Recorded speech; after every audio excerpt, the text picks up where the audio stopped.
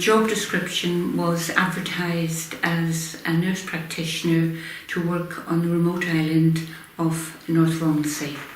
It was a relocation package, and the job entailed looking after the island community, doing acute emergency care, long-term conditions, doing preventative medicine, and also being proactive as opposed to being reactive, which would be finding things before they actually happen, through screening, through health promotion, through sort of good disease management, and basically it sort of provided you with an oversight of, in general, all the island's health. That was to me the ideal scenario, coming from a place where you didn't have time to actually be proactive. It was more reactive medicine. I found the time factor that you had was really, really good. You sort of, previously I had 10-minute appointments. Moving here, you had as long as you like, really, to sort people out and see, inquire. They may well come in with one problem, but before they left, they could have been discussing maybe 3 problems. So the time factor was fantastic. You could actually, it wasn't seeing and treating, it was actually doing complete holistic care and looking after all aspects of the health of the patient. So that was one of the things that really made me sort of realise that what I had been doing before, I really wasn't making much of a difference.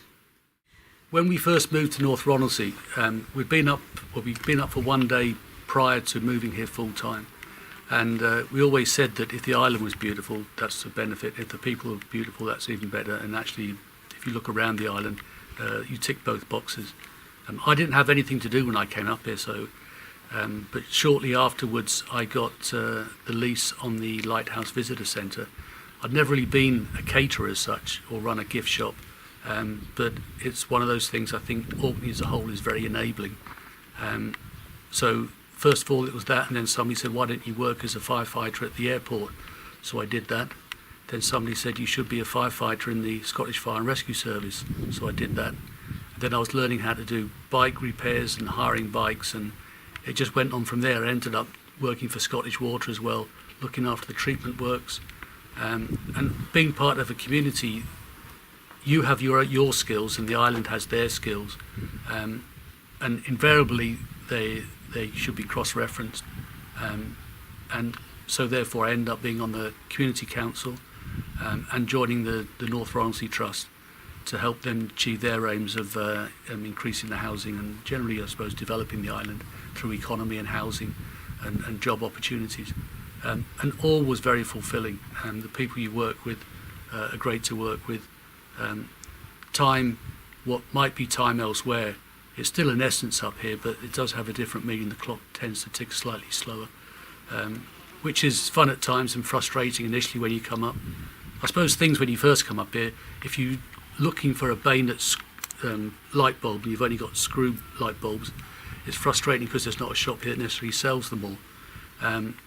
But when you go into town, you tend to buy 4 or 5 of them, and then that frustration is soon eased away within the first month, and then you develop what might be classically called an island lifestyle. The community was very, very welcoming. I think initially it was a change from a GP model to a nurse practitioner model, but it was just making sort of the islanders aware that our job description and our job role had expanded so much from just a qualified nurse that we could do a lot more with different courses we had been on, and also take on board different responsibilities. Yeah, even though it was sort of advertised as rural and remote, in actual fact we're not really that remote, because we're very well connected to the mainland. On the summertime we have 3 flights most days, and in the winter definitely 2 flights most days. So, and also when you get to Kirkwall, you can be in Edinburgh, Aberdeen or Glasgow within about an hour and a half. So even though it was advertised as remote and rural, it isn't really. So from that point of view, you sort of look at it from a different perspective, in the sense that the services that the islands receive is really, really good. I think the island community would be a fantastic place for a new nurse practitioner who probably would have young children if possible, because we have a school, we have plenty of activities on the island that people can enjoy. It's very, very safe, there's no crime, and we have lovely beaches and lots to see and lots to do. I would certainly encourage anyone who sees the advert to apply. There's a lot to be gained with regards to the environment, to the island itself, but mainly from job satisfaction. The biggest challenges probably is the weather sometimes in emergencies and getting patients off. Let it be down to fog, let it be down to sort of thunder, lightning. A lot of the time the air ambulance will not make it to you. So you have those hours to wait to see if you can get a patient off. That's probably the most challenging, in particular if the patient is deteriorating. The risk of getting them into Kirkwall or down to Aberdeen, you're at the mercy of the weather, and if the air ambulance can get to you, or if not, the Coast Guard. So you're sort of waiting to get the patient off. The challenges only occur really very, very rarely. Most emergencies are airlifted off within shortest space, probably 2.5 hours. The challenges really occur whenever, as I say, it's extreme weather due to fog, where they can't actually land the air ambulance. On those occasions, sometimes they will call the Coast Guard, and very, very rarely the Coast Guard wouldn't be able to land. So those are just rare occurrences. The majority of emergencies are lifted within 2.5 hour framework. How did your previous experience and skills kind of help with? Having worked in my previous practice where I was a clinical lead, and I triaged 3 treatment rooms as well as ran my own clinics. And with it being a walk-in service, everything and anything just walked through the door. So you didn't know what you were going to get or what you were going to be treating from one minute to the next. And it was sort of cradle to grave, and every aspect of general practice that you could look at, which give you sort of a good basis and a good founding. Whatever happens, let it be minor injuries, minor incidents, acute stuff, or just chronic long-term conditions. Because you had it all in the back of your mind, you could just draw on that, so you felt a bit more confident with coming here and having the background that you had. Well, I think the island has been wonderful. I've really enjoyed my 10 years here. It certainly has improved my practice, and I've learned a lot, basically, from the community life, but also from sort of basically my clinical skills has improved, and also you're forever learning on the job, because you just have to keep up to date, which sometimes can be a challenge here, but with good internet connection and a lot of online learning, you can actually keep upskilled. I would never have applied for the job if I didn't have the grounding I had, and I feel sometimes you really need to be aware of what the job actually entails and the responsibility of the job, in the fact that it's you, the buck stops with you really.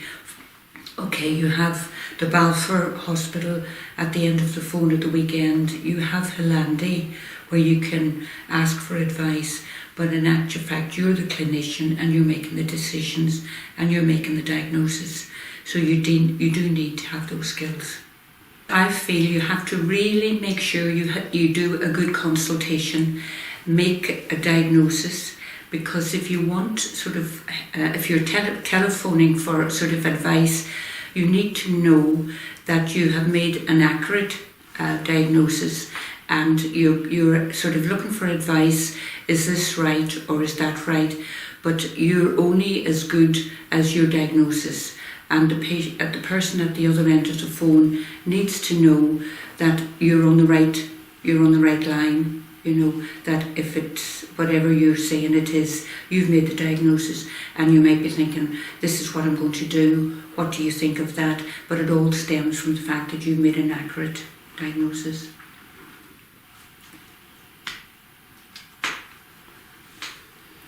So yeah, I do feel it's been sort of, when they do advertise, it's been upfront and been sort of truthful about what the job entails, with regards to responsibility, with regards to having good clinical skills, good decision making, and also the fact that you are a lone practitioner, but you have advice and sort of help at the end of the phone. Mm-hmm. I was running the Lighthouse Visitor Centre. I had an idea after visiting Bruges of making chocolates, and I just bought the ingredients and bought the moulds and the equipment, and then started making chocolates and selling them, and found out I had another skill that I wasn't aware of, and people liked them. I used to sell them to Westry, big order to Westry. I supplied the chocolates for Loganair's, I think it was their 150th anniversary, I'm not too sure, could it be their 75th?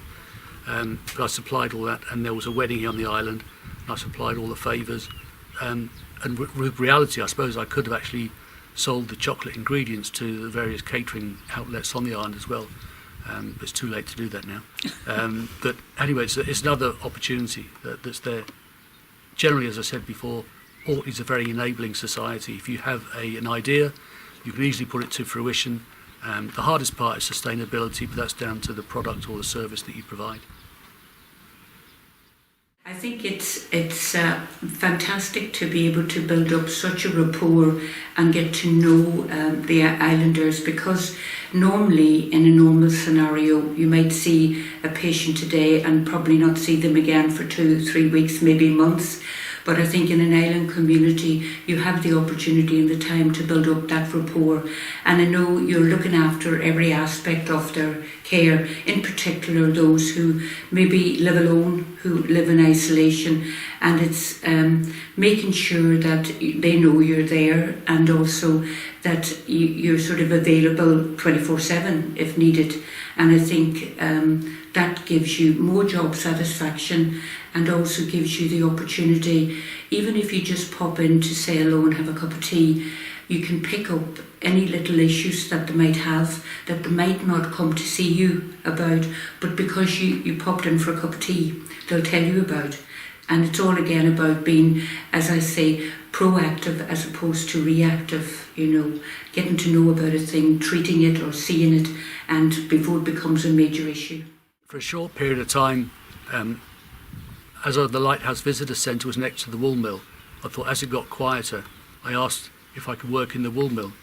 And after a certain amount of time, I was left on my own to spin the weave and make the felt.